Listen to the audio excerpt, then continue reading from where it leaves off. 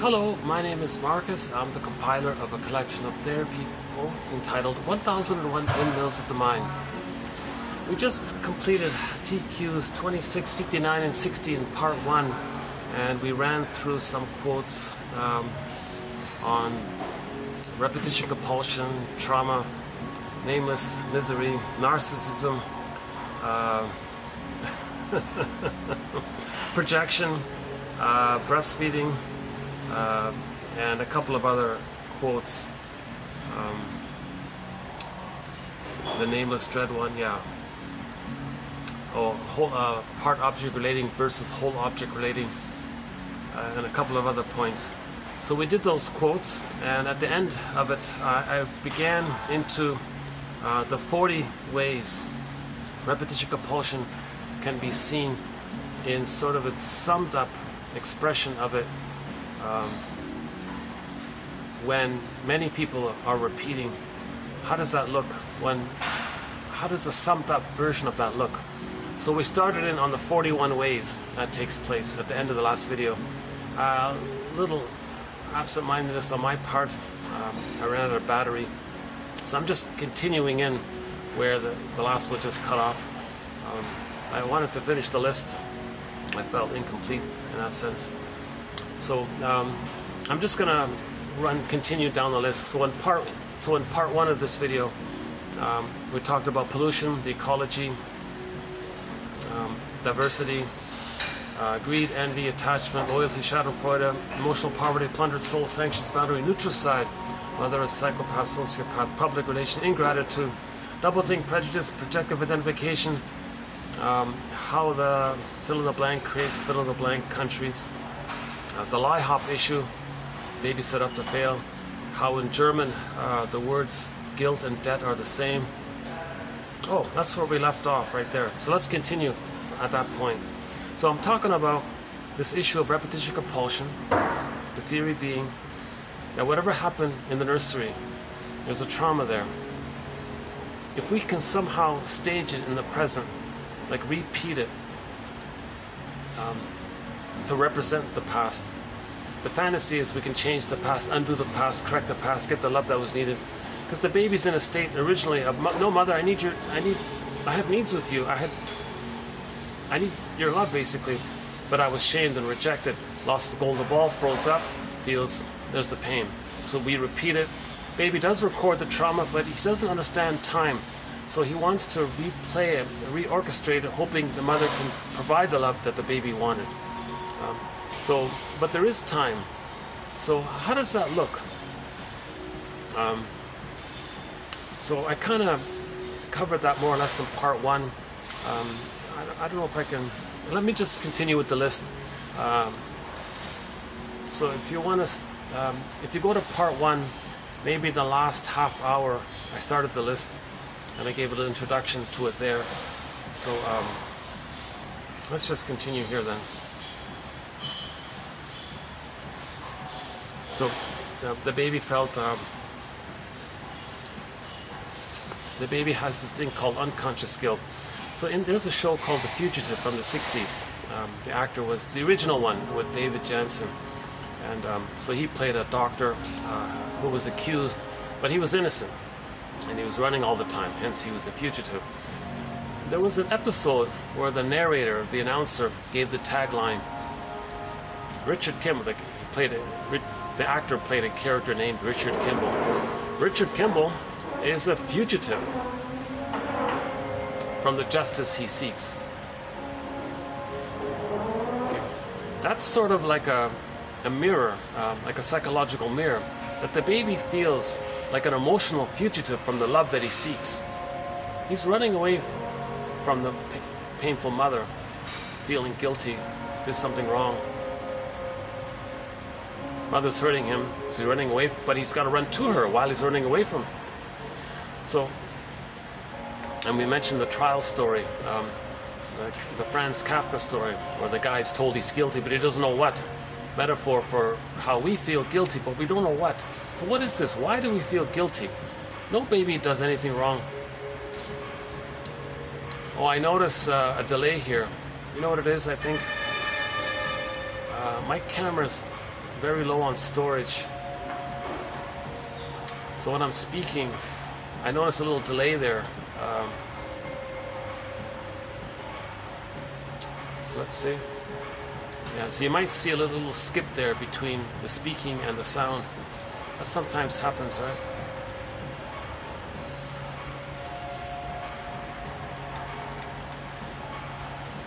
So all babies are in the uterus are in paradise. They come out of the womb, they need paradise to continue. But it's missing for whatever reason. They think they're defective. Because why isn't there paradise there? Something's wrong. And they think they're everything, they cause everything, they create everything, it's all about them. And it's missing, they're in pain, they think they're defective. They can't parse out where he begins and ends and where the mother begins and ends. If the mother is quote-unquote defective, and the mother's him, he thinks he's defective. Now the baby might want to try to save the mother. Baby may think that to get his paradise, he's got to correct the mother, meaning the environment, the mother. So he'll try to save the mother, correct the mother. The baby may think that the mother's threatened or feels bothered by his feelings and needs. So he'll repress his feelings and needs. Maybe that saves the mother. It doesn't work. So he concludes he's defective, no good. Insult to injury, he's got to hallucinate that she's good. The act of doing that action,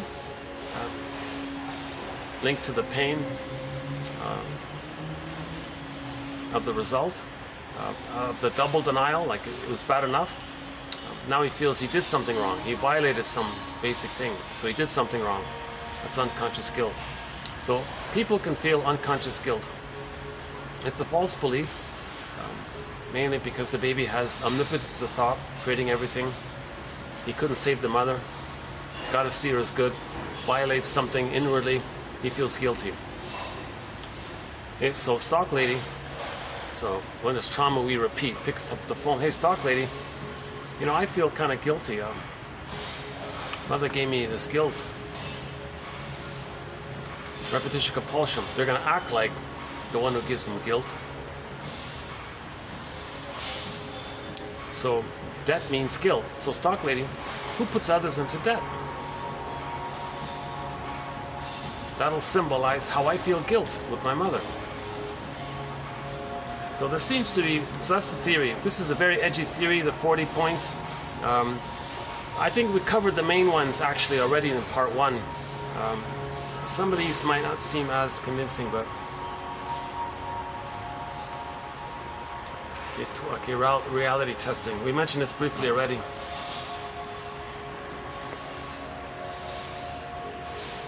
So, yes, the placenta could metabolize the baby's waste elimination, but that was missing. That need didn't get completed or something. That's a trauma. When there's trauma, we repeat. So the child is in a place of primary process thinking. They think differently in there. Baby has a different way of thinking than adult conscious secondary process thinking. So in the primary process thinking, it's mad in there, like the cat says in Alice in Wonderland, it's all mad in there. So stock lady, oh yeah, look at the placenta one, right? So they may think that the world out of them, the planet, let's say, the land, can be the placenta. Reality testing. They don't have reality testing. The planet isn't the placenta. Okay, likewise with the breast. It's unrealistic to think that we can pollute and keep polluting, destroying the food supply out of the envy and greed and short selling, and still think that the planet's going to provide delicious foods. It's not real. But the puppet master, the primary process thinking, is not operating out of reason. They're operating out of this archaic place called perverse thinking, psychotic thinking. So so now we got to enhance our consciousness. Reality testing. No, the earth cannot provide delicious, bountiful, nutrient food if people keep polluting the planet. Now, yes, the breast could satiate the baby, but the baby wasn't satiated. He turned into oral greed. So we could play Kristen Wilson's speech here called "Ooh, My Soul" about this, where the person thinks the planet is this insatiable.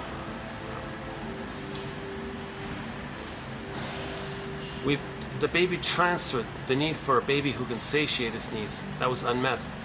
They transferred that breast that could do it onto the planet. But the planet isn't the breast from the nursery. That's the reality testing issue. So, okay, let's do the next one here. Yeah. I'm still having a bit of an off day today. I was mentioning in part 1, I'm not really in top form today, so I'm not speaking as smoothly as I'd like to. But I want to finish the list, get the non-verbal area. Now, the baby doesn't have vocabulary. The baby's traumatized before he could speak, but he remembers what happens. So he's going to be doing things through his actions to communicate. So, for example, let's say people in town A want people in town B to come to town A and do some jobs that the people in town A don't want to do, let's say. They don't pick up the phone and ask. They do it non-verbally. So people in town A may actually destroy town B, compelling the people in town B to run into town A and voluntarily say, hey, what do you need? So the people in town A are saying to their mother in the mind, look, mother in the mind, I needed you to ask me what I needed. You didn't. You see, I got them to ask how they can serve. So they're still in battle with the mother in the mind. They're still in that place.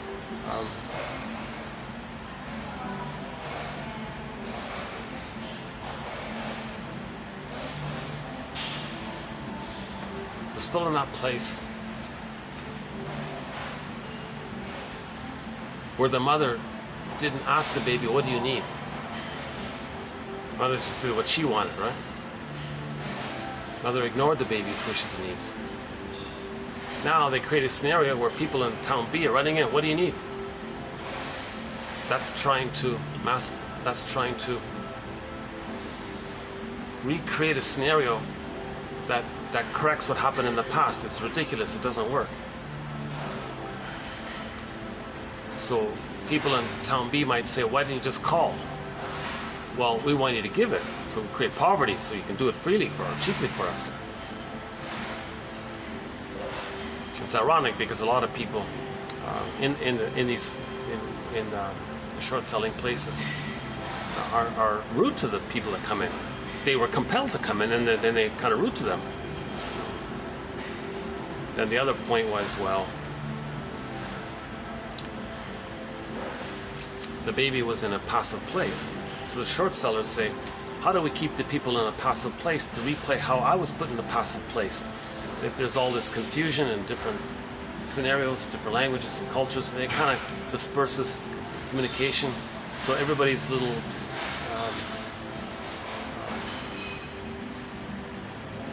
weakened somehow in terms of communication and whatever. So that's one of the points. Baby was put in a passive place, helpless place, dependent, surrender kind of thing, at the mercy of the mother. A stock lady, who does that to others? Who puts others in a passive, helpless? Resistance is futile. Because when I was a baby, my resistance was futile. I had to surrender and be at the mercy of the mother's handouts. Well, who does that outwardly? So what we're seeing, in other words, what we're seeing outwardly is like a mirroring. It's like a mirror, a communication of all that went down, of all the pain that went down between the mother and the baby, and we're trying to know it. So we're doing the thing and repeating what happened to us. Now, of course, it happened to the mother herself, so she repeats it onto her children, intergenerational trauma. That's why we want to study trauma. So sometimes seeing the mirror helps to see what happened in the nursery. Okay?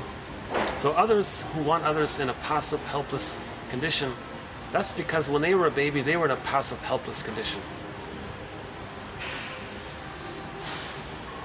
And the baby was dependent on the mother. So the people put into poverty, they're very dependent on the ones who put them into poverty. So they're recreating that dynamic with the mother because it's a deep imprint, it's a deep psychological memory system.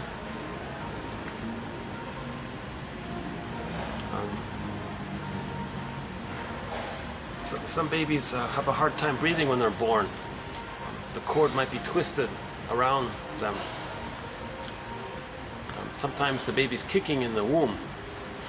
And the mother said, hey, look, little Junior's going to be a soccer player. Oh no. He's having breathing problems. The cord is twisted around him. And he's desperately trying to unravel and untwist the cord. He's freaking out there. He's not breathing properly. He's trying to breathe better. So he's in a real distressed kind of place. So mothers are very misattuned like that. So some babies have a hard time there. And maybe when they're born, there was breathing problem. Hey, stock lady, mother gave me breathing problems. Well, who pollutes the air? So we create bad air and breathing problems for others to reenact how the mother gave us breathing problems. Right? That was a tough one. Oh, they're all tough ones. Controlled opposition. And those that don't know, they're it. Okay. So this could be the idea that the child had hoped that the father would oppose the abusive mother and protect them from the abusive mother and be like a genuine opposition. No, fathers say mother knows best. Father was controlled by the mother. So again, mother's being abused, that baby's being abused by the mother. At some point, the child looks to the father, help, help, protect me from her. He says, no, mother knows best. So the child thought maybe the father could have been a proper opposition, but it failed. So later, in his outwardly, all these people pretending. So a lot of this like environmental thing, it's controlled opposition, right? Oops, got some kind of fly here. So they're family members of the plunder system. So they're just pretending. They know. They're just pretending to oppose, but they're controlled by their older brother or uncle or whatever.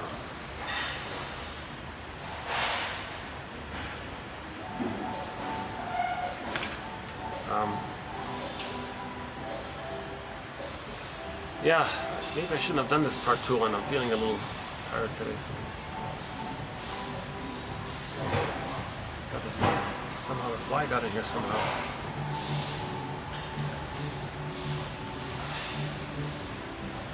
Okay, maybe we can skip some of these. Okay, so we often hear the expression, the shadow government, the invisible government, the secret government, etc. Yeah, and then they call the shots, they decide everything.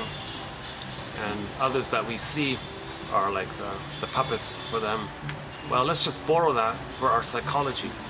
Our unconscious might be like the secret government, and we're the puppet. The puppet master is like the secret government, the shadow government, it's the shadow, unknown, the unconscious shadow self. Secret, invisible, we don't see it, and it's making us do things. It's deciding things for us. So we're doing things we don't know why, but the unconscious is knowing why. Just like in the outer world, people are making decisions and we don't know who they are, kind of thing, right? The spokespersons for them just do what they're told, kind of thing, right? Well, likewise, we do what we're told by our own puppet master. So our puppet master is kind of like the invisible secret shadow government to us, and we're the puppet to the true decision maker. That's the iceberg metaphor.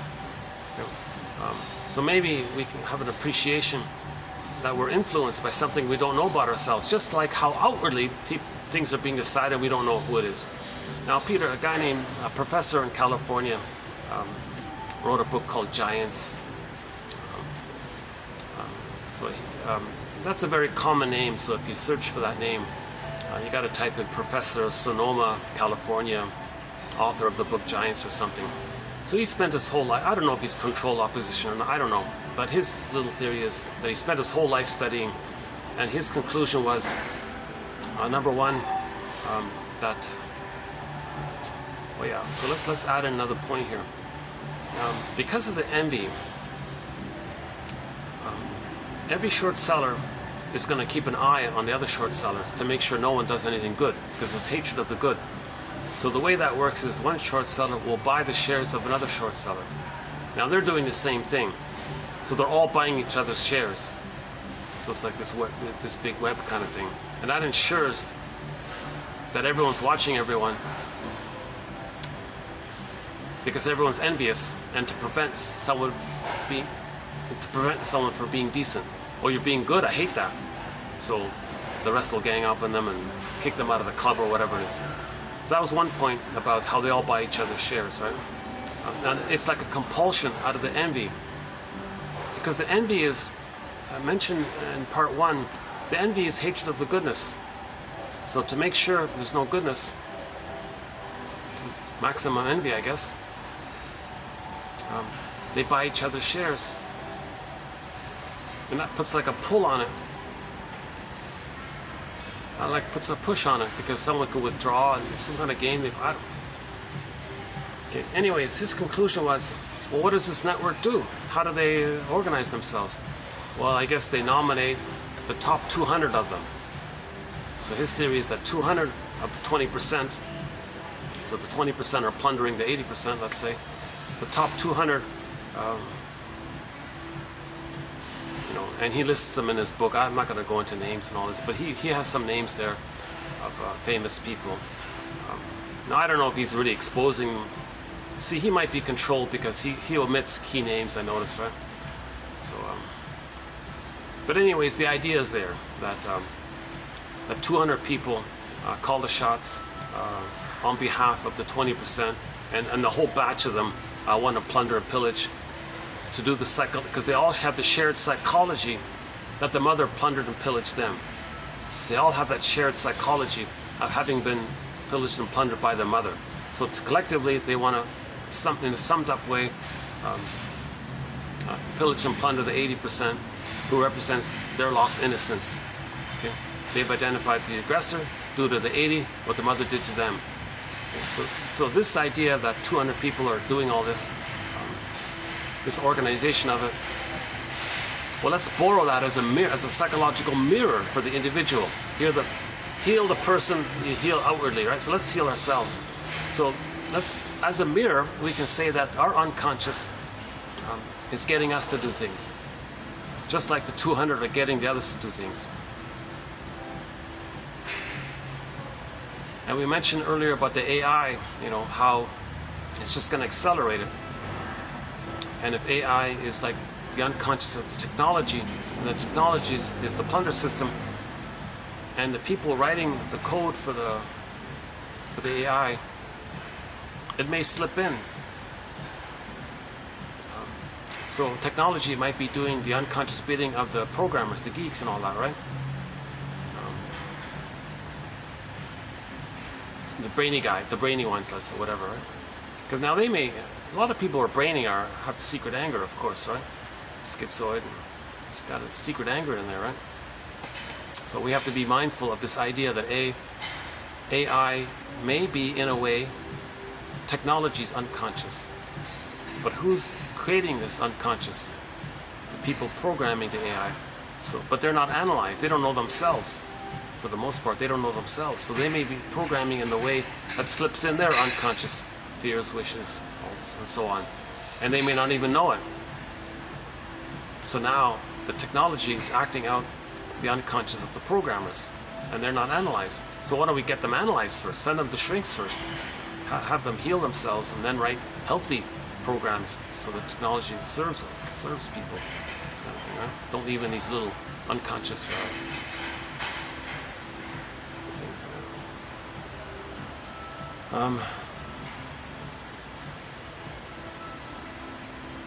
One famous short seller went on camera, and she said, we can't help ourselves. That's the compulsion. She's talking about the repetition compulsion. It's a compulsion. And we had a quote today where they couldn't help themselves. One of our quotes today was from this, read in part 1. Let's see. Let's dig it up here. Yeah, here it is here. Although the therapist and his client were aware of the power of repetition compulsion, they were unable to fully analyze their respective struggles to overcome their past and not to repeat it. Hence, it's an enactment. We can't help ourselves. It's a compulsion. It pushes. It's like an addiction. It's an addictive attachment. Just like the baby is forcefully trying to bond or attach to the mother. It's that kind of drive. Life force is object seeking. The baby must attach to the mother. So the source point traces back to this urgent need where all of the child's energies to search for the mother. So if the mother's the envy breast, okay, mother hated the child's goodness, they identify with that to stay connected to the mother and safe with the mother. The compulsion is to replay onto others what the mother did to them. So that's what she I think that's what she means. We can't help it, because if memory serves me, I think that famous short seller did say one time that she was removed from the mother at birth and it was given to someone else. So that would do it, that kind of thing.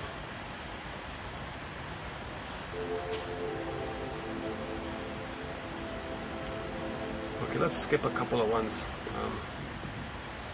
Okay, here's another one. As the mother sow the milk. Somebody said if the mother's all distressed, it affects the quality and the quantity of milk. So if the person, but not just like physical milk, it could be the emotional area affects the quality of the milk. That could be like that. Hey, stock lady, who destroys the food? Because I got bad food. Who makes bad food? I want a profit. So they have identified with the aggressor. Mother gave the baby bad food because she was stressed out. Baby identifies with the aggressor who gives bad food. Stock lady, through the proxy, I want to give bad food to others because my mother gave me bad food. So if the mother's upset or something, it affects the quality of her milk. Now the powder stuff obviously does it automatically. The chemicals and the sugar and all this.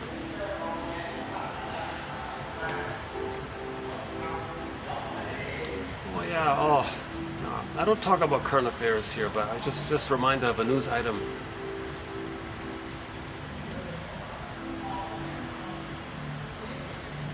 So, stock lady, buy me shares in who creates junk food and all this.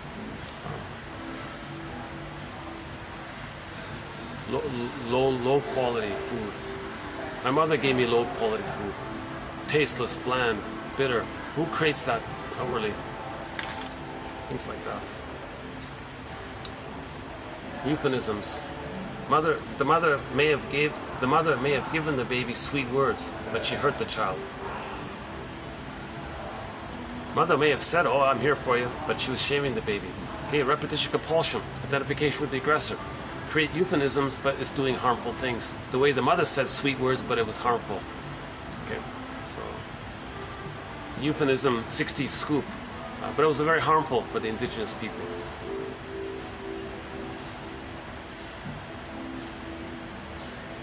Oh, this one again. Can I skip this next one here? Let me skip this next one here. I'll do it another time. That's a tough one. Okay, next one. Okay, no one made it illegal for the mother to abuse her baby. Pillage is legal. So the pillaging and the plundering, they declared amongst themselves that it's legal because the mother was in a legal place. The mother did all this to the baby. It was never considered wrong. Mother knows best. So in the pillaging and the plundering, they call it a fiduciary responsibility to pillage and plunder. They make it legal because it was legal for the mother to do what she did. Repetition compulsion. They identify with the mother who had that legal status to do that to the baby. Okay, they identify with her. Okay, so they want to plunder and pillage and say it's legal by saying it's a fiduciary responsibility. That fits in with the push where you have a responsibility to plunder. So I'm going to buy your shares. You have to do it now because I'm based on greed and I'm buying your shares now. You have a duty to be greedy. So like it pushes people this way. It can't help ourselves, that kind of thing.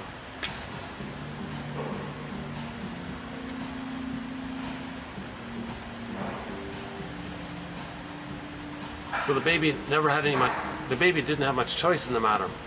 So the 80% of the 80% of the people don't really have much choice in the matter.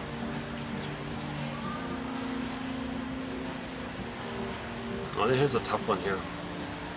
Another tough one. Principle of discovery. So the euphemism was that created in 1400 and something by the plunder system. Remember, religion is a tool of the plunder system. So whoever the leader of the religious plunder system side of it all just said, if we with the shade of beige tone of skin find something, anything, anywhere, then it belongs to us. So more specifically, it said, if we with the shade of beige tone of skin find something that's important to or belongs to, or those with the shade of brown tone of skin, then automatically it belongs to those with the shade of beige tone of skin. Principle of discovery. It's a euphemism for something very cruel. They don't even acknowledge the humanity of others, because the mother, the baby believed that the mother didn't acknowledge their humanity. The baby believes that the mother was a psychopath or whatever, sociopath. The baby believes that. Okay. That the mother didn't acknowledge that the baby was a little person with feelings, with needs. Mother says, oh, rough handle, baby won't remember, just treat it like a sack of potatoes. They rough handle the baby, treat the baby aggressively, miss a tune, don't listen to their signals, ignore them, create excuses.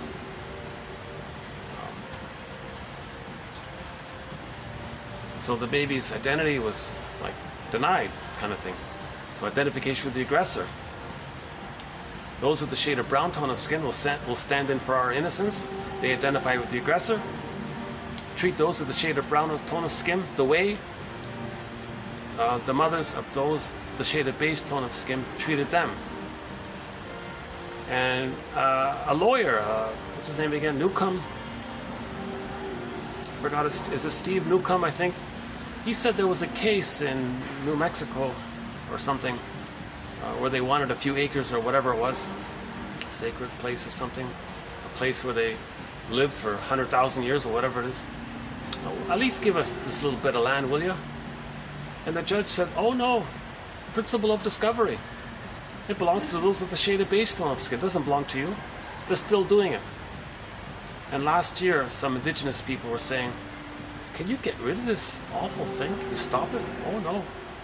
We're angry that you even ask us. That was basically the reply, said in a diplomatic way. Very shaming. The reply was very shaming. Very sad. So we're homo traumicus. People doing this are homo traumicus. We got to heal this issue of trauma. Self-reflection, raise consciousness, forgive the parents. We begin with Bruce Springsteen on YouTube, Independence Day, Toronto. Listen to the introduction that he gives to that song. Maybe that's a good starting point. Rosanna Deerchild's quote, the more I learned of my mother's story, the more of a person she became to me. Barry Grosscups, 2 books, Forgive Your Parents, Heal Yourself, and Understanding Our Puzzling Emotions. So he says to honor your parents, meaning to see them as people, you got to get their psychological story. Find out their favorite joke. That'll help. Stingers have certain types of jokes. Clingers have milder jokes, less painful jokes. So the jokes people like are a clue to their psychology. Find out their earliest first 3 memories. It's those earliest memories that make us who we are. Sets down patterns. We learn a lot about our earliest memories. We might be repeating them somehow. Who's more gamey? Meaning games people play. Eric Byrne. Amy Baer has a list of it in her book called From Charm to Harm. When Prince Charming becomes Prince Harming. Yeah, when she said that, I'm reminded of that movie. Not a very good movie. But the guy was very charming in the movie, but he was very harming. Actually, that actor is considered one of the most charming guys the number one choice for women if they could have a fantasy affair with a guy. They all chose him, or mostly chose him. And he played this charming guy, but he was doing a very harming thing. So what I mean is, in her book, she does something similar to what Eric Byrne does. She lists several dozen little games people play on that idea. So these games people play are an attempt, ultimately, to get to a place where the other person's feeling what you're feeling. Hence, you're back at the nursery, your mother's feeling what you're feeling, now you're going to get soothed. So you're looking for the fusion, the unmet fusion. The stigma personality patterns, they didn't get their fusion needs met. Before 18 months, they didn't get their fusion needs met, their oneness needs met. The bully pattern, Iago, lower functioning BP, they didn't get. Now the narcissistic pattern is in a negative fusion. They didn't get a positive fusion. So they're not as sort of belligerent as the other ones, but they're all still hostile in that area, right?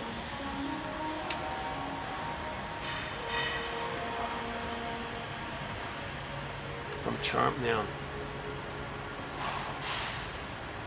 You know, some interviewer asked her, why isn't your book a bestseller? It's a pretty catchy, that should be a good book. Self-help books in that area usually sell very well. It seemed like maybe it wasn't selling. My first thought was, oh my God, do you think it's because... I only skimmed it myself. I couldn't find a free copy of it anywhere. But hopefully I'll get to it someday. But we have a very good quote in our collection from her, Amy Bear. If you look in the search engine, Amy Bear. Let me try it again. You recreate the same situation in your adult relationships that you had when you were a child in an effort to deal with the pain you're feeling. Something like that. So in other words, we repeat because of the pain we're feeling. We lost the golden ball, that's pain. That's why we are repeating to find our golden ball. We repeat because we lost the golden ball, that's painful. We repeat and search for the golden ball. Finally, when we get enough narrative medicine, we can get back our golden ball and then stop repeating. So all these things that we're talking about here in the 40 ways, this is repeating. All of this is repeating. If we're aware of how we're repeating, we'll make healthy, healing choices. We'll heal. Then we can get back to homo naturalis, or natural state, of being healthy versions of ourselves, and the recognition that we're all one family. And then, you know, it can be a happier place, safer, happier, saner place. It can be very creative and delightful, like the first quote. It can be more or less like this one here, our first quote in the part 1 about beginning with elderly couples. That one there. It can be more like that when we're healed, right? Okay, hold on a second. Let's see. Okay, let's do the next one.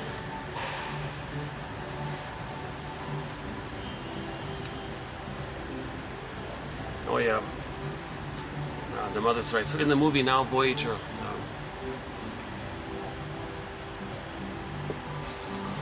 so the mother, Mrs. Vale, was abusing her daughter, Charlotte, played by Betty Davis. And finally the shrink had to intervene. And the mother said, "What, I'm doing nothing wrong. It's mother's rights." Mother doesn't have a right to objectify and abuse her daughter, to treat her as a servant kind of thing. So he intervened, and hence the Walt Whitman poem, "Now Voyager, seek thou forth and find," like the little kid playing around in part 1.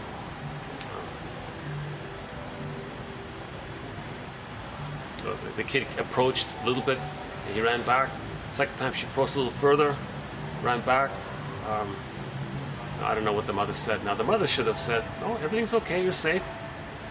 Now it'd be interesting, what did the mother say the second time? Because the kid didn't come back a third time. Ideally, I think the mother would say, "You're safe, safe place here. You go a little further." if she rebuffed the child there,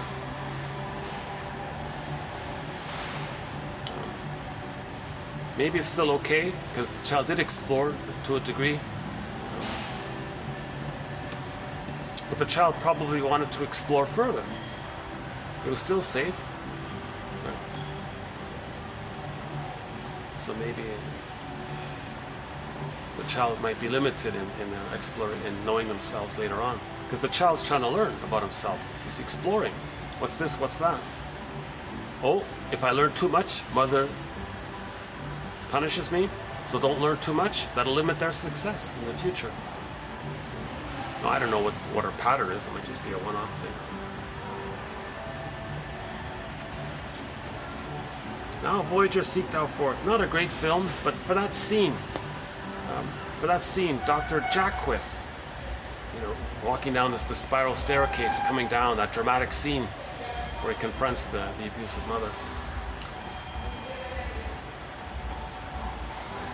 Nonsense, mother's rights. Nonsense. The child has rights. Your daughter has rights. She's a person.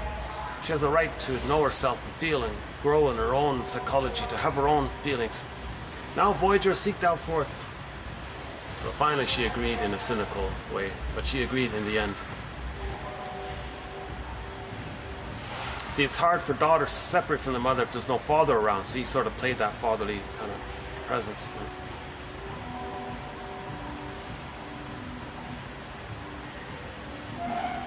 Well, a famous novelist from long ago has a line called saying this, quote, "It's difficult to get a man to understand something when his salary depends upon his not understanding it." So where does that come from? Well, the baby, for him to feed safely, he can't know the truth that the mother's shaming him. He's hallucinating a goddess.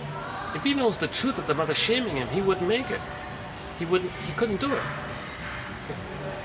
So it's difficult to get a baby. Okay, again, it's difficult to get a man to understand something when his salary depends upon his not understanding it. Okay. So it's difficult to get a child to really know what's going on when his feeding depends upon his not understanding what's going on. He can't know it. It's too much excitation. That's why he hallucinates a goddess. If the baby were to accept really that the mother's shaming him and creates an image of her as a monster that wants to eat him, he'd freak. He couldn't do it.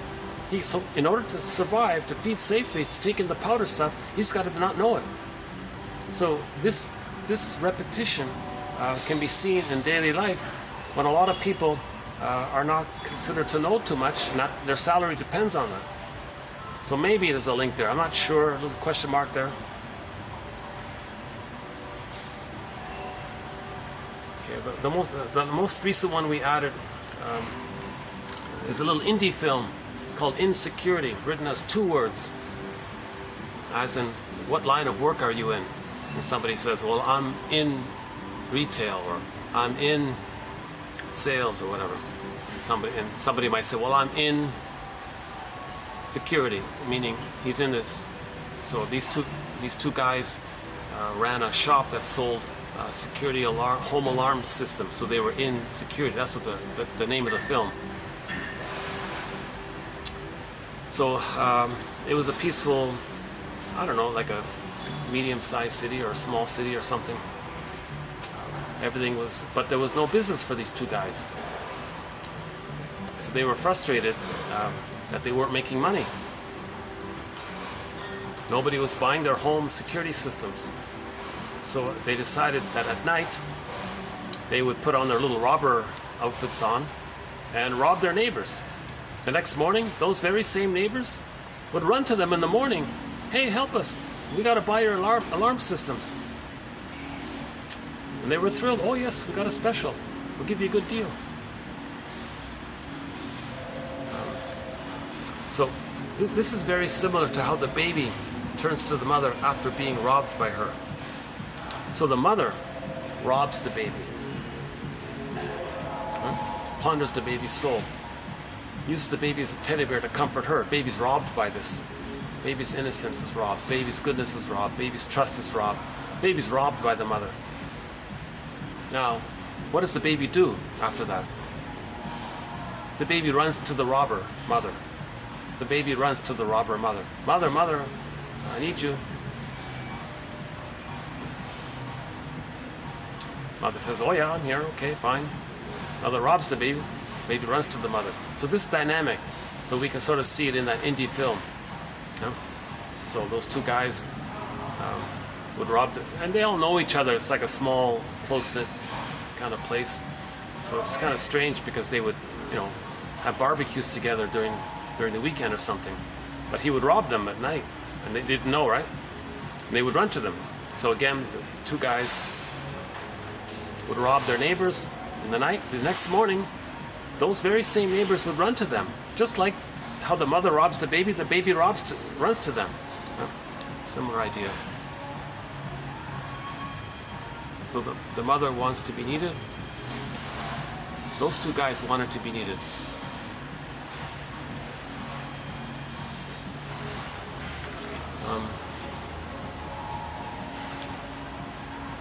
Here.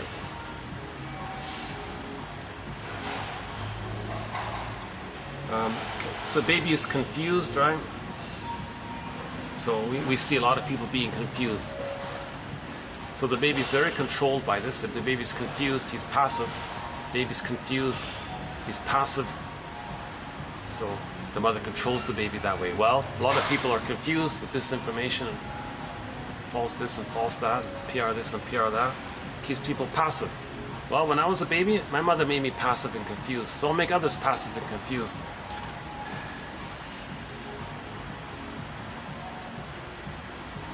Okay, a lot of this humiliation and shaming of others, they're talking about the artwork they created. So the baby's like a little baby Picasso.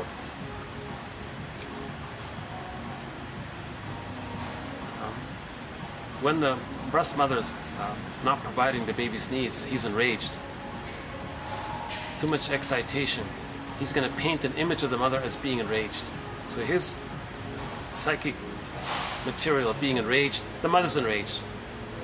His unmet need turned into oral devouring greed, that's projected onto the image of the enraged entity who's enraged and has a devouring hunger to eat them. So the baby's traits is projected out as a mechanism to not feel the pain of those feelings and needs, unmet needs. So he creates an imago of the mother.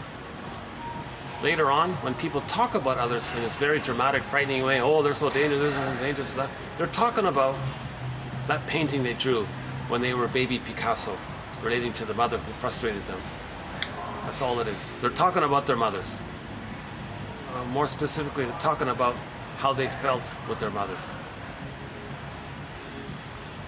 So a lot of this so-called propaganda like that.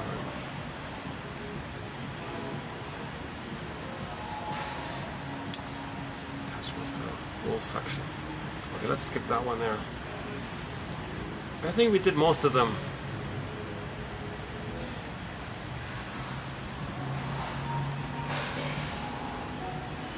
Yeah, we did most of them.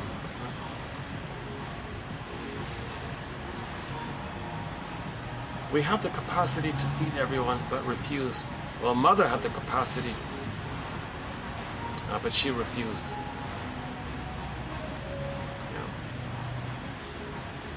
So mother had the capacity to love the baby, but due to her psychology and her trauma, she refused or couldn't. So just like today, everyone wonders, gee, 30% of the food that's created just gets dumped. Why don't you put it on a barge somewhere, send it, give it, just hand it over.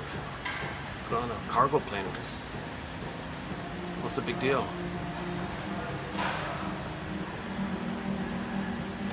Well, they want to reflect, they want to recreate how the mother didn't feed them when she had the power to. Well, now the 20% has the power to feed everyone easily, even though the food isn't all that delicious, but still it keeps people alive. Oh, they don't bother. Because my mother didn't bother. My mother didn't bother to heal herself to be a good mother. She didn't bother. She could have. She didn't. Well, we could We could bother to put the food on a barge and send it to the global south or whatever. Just like my mother didn't, we're not gonna, more or less.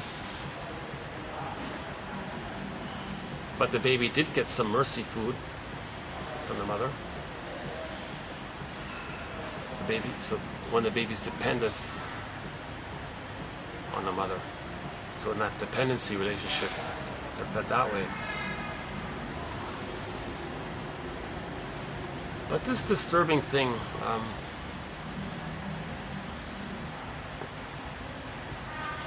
oh yeah, the other one we added was, seems to be some kind of fly around. Oh, there it is. Okay, let me do this here. Hold on a second. Maybe I should really end this video here. I'm sorry to...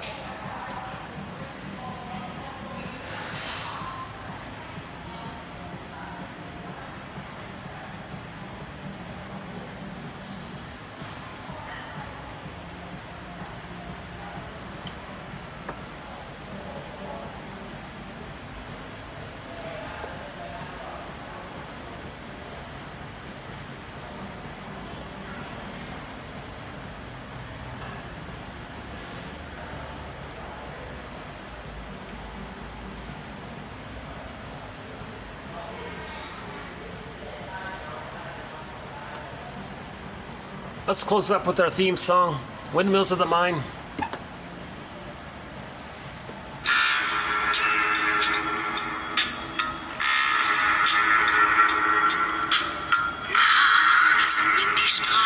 Plötzlich still sind, wenn die Stadt auf einmal schweigt, wenn aus steinernen Kaminen stumm der Mond zum Himmel steigt, wenn es hier in meinem Zimmer leer und einsam wird um mich, suche ich in den dunklen Schatten die Erinnerung an dich, und ich fühle wie ein Augenblick zur Ewigkeit gerinnt, wenn das Spinnrad meiner Träume links zerrissene Fäden spinnt und sich leis zu drehen beginnt, wie sich Mühlen drehen im Wind.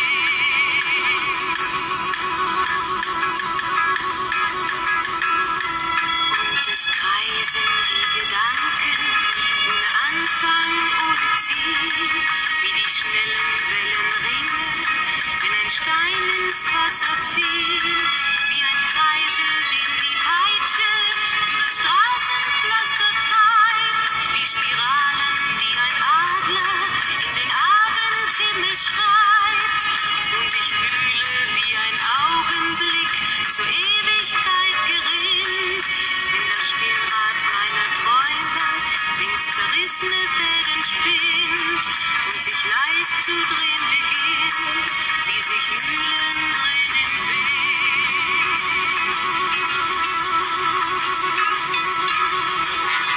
Tausend Fragen ohne Antwort, tausend Fragen ohne Sinn. Warum flog für uns der Sommer wie ein Pfeil so schnell dahin?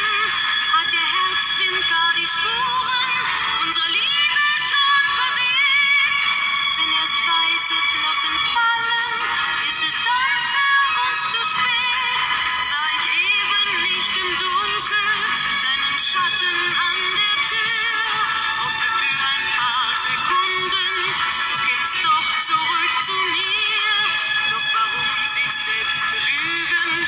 Längst ist meinem Herzen klar, dass der Pulsschlag dieser Hoffnung nur mein eigener Schatten war.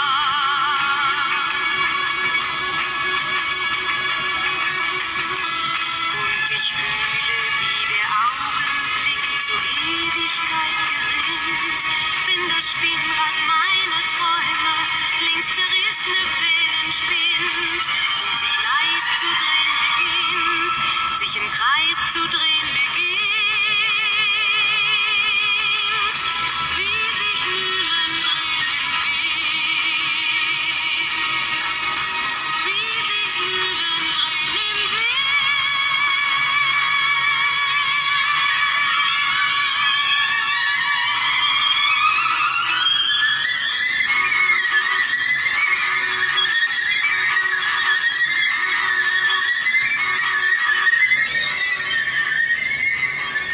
just clarify again. This is just an experimental work in progress. This is just like a rough draft. This isn't developed. I'm just trying to see if it's possible that this can be developed into a useful, helpful construct. So I'm just exploring here, so I just kind of keep that in mind. Keep Robert Bly's words in mind. 30% of what you hear is wrong. It's up to the listener to figure out which 30%. I know this is very reductionistic, overly simplistic, so that's why it's a work in progress.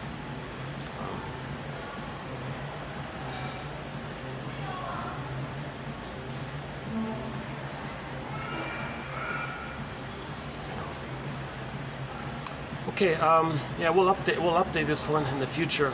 I noticed a few little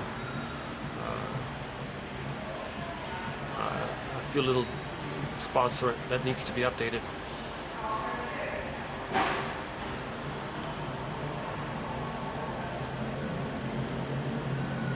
Projective identification, that's a key one. Projective identification, repetition compulsion, attachment theory, envy, lack of gratitude, the whole greed issue, primary process thinking, the double think. Remember the cat? It's mad in there in the unconscious. Alice in Wonderland, yeah.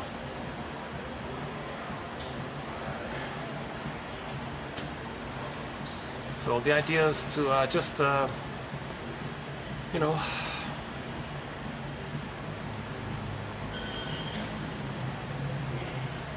just keep reading quotes, I think, and something clicks, sometimes a quote comes along and it's a therapeutic turning point, and it really gives that little aha moment.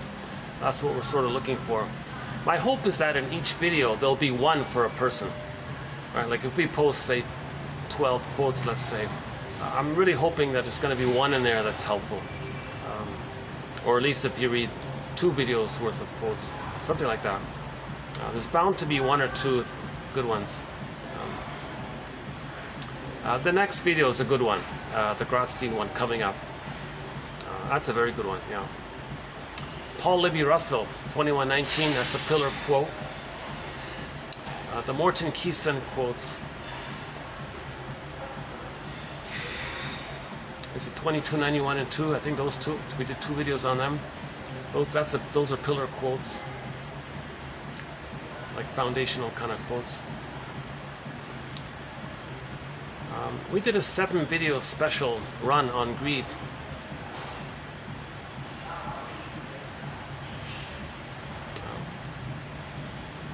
24, I think it's 2478 onwards. I think it's in there. The transference love. We did a 5-video special run on transference love, the part-object relating one.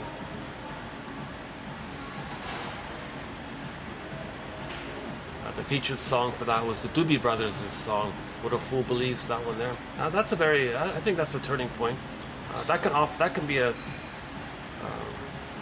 I think that has a potential to be a turning, like a therapeutic moment there, to read those 130 quotes on that topic: infantile love, passionate love, spellbound, love trance, bedazzled, all this, okay, because you're getting back the oneness, you're triggered of the oneness.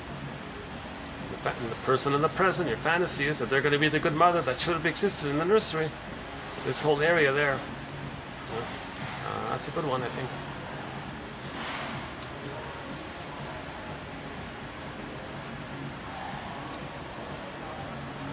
Yeah, it's funny about today. I was feeling a little not my best. I thought I would just keep it short. It's interesting. I think I'm compensating my anxiety.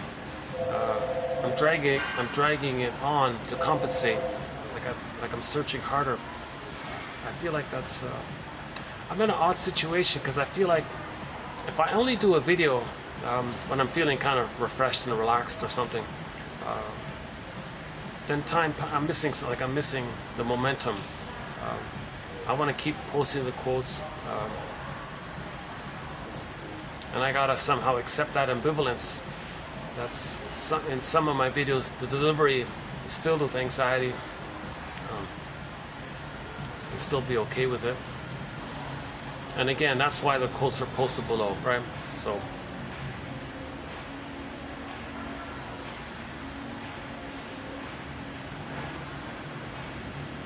Oh, I know why it was busy today.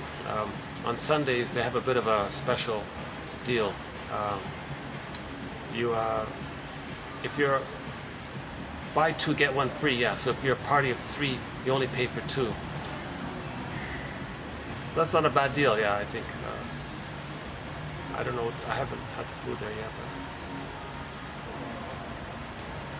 but yeah, this place is turning out to be. You know,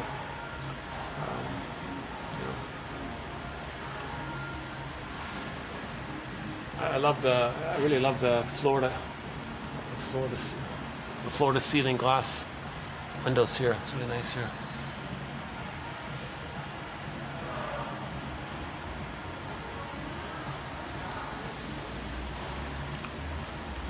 Oh yeah, in part 1 we took a peek on the top floor, the rooftop, at the Italian restaurant. Scenes from an Italian restaurant. Yeah, I mentioned the band Heart. Yeah, they did a new song called Greed, but they missed it. They missed it. All she said was, "Oh, greed is empty. Can you save me from it?" That's it. That's all you got to say. So I think she missed it there. But it was a good idea to write a song simply called Greed by a major, popular singer, Ann Wilson. And we played her song, Dreamboat Annie,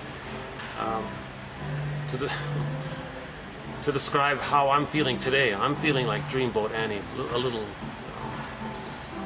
not fully present today. I still hope somehow,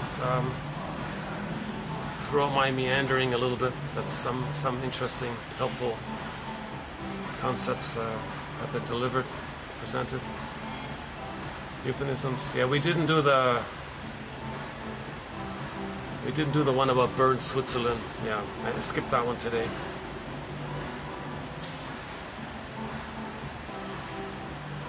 But yeah, otherwise we did pretty much all of them. Yeah.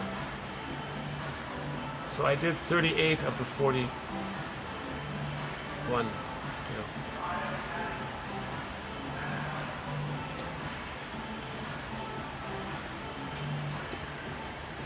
In the Schadenfreude. If you go to the last video, there's a quote about Schadenfreude, emphasizing how impoverished that is, a life of true impoverishment. And another good quote from there was about hate. Do you really want that dependency? He said hate is addictive. Do you want that dependency? Those are I think the two best quotes from the last video by a self-help author.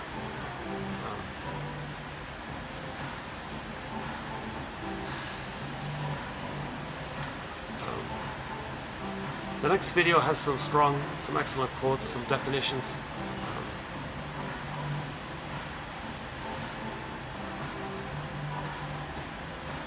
Any final thoughts here?